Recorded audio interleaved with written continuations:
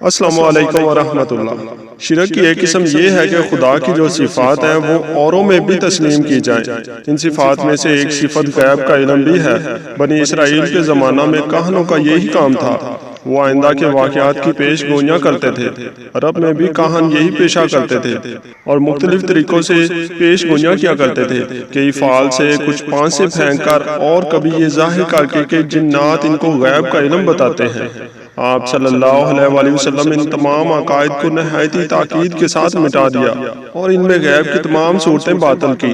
غیب دانی کے مدعی کاہن جو عرب کی گلی گلی میں غیب کا چال بچھائے بیٹھے تھے اور بت خانوں میں خدائی کرتے تھے، ان کی ستوت خاک میں مل گئی، بت خانے ویران ہو گئے تو ان کے یہ پجاری بھی فنا ہو گئے۔ صحابہ کرام نے آ کر پوچھا، یا رسول اللہ صلی اللہ علیہ وآلہ وسلم، جاہلیت میں کاہنوں کے پاس جایا کرتے تھے، فرمایا اب نہ جایا کرو۔ عرض کی، ہم پرندوں سے فال لیا کرتے تھے، فرمایا یہ تمہارا وہم تھا، اس کے سبب اپنے ارادے سے باز نہ رہا کرو۔ بعض لوگوں کے سوال کے جواب میں فرمایا کاہن کچھ نہیں۔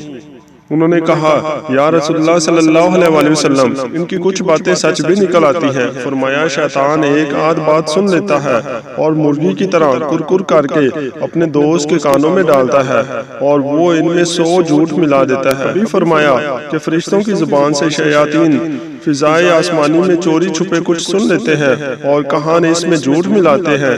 علم نجوم جس کے زور سے لوگ غیب کا حال معلوم کرتے تھے، اس کا سیکھنا بھی جادو کی طرح گناہ قرار دیا اور فرمایا جو کسی کاہن کے پاس جا کر اس کی باتوں کو سچ سمجھے، وہ محمد پر جو اس پر اترا ہے اس کا انکار کر دیتا ہے۔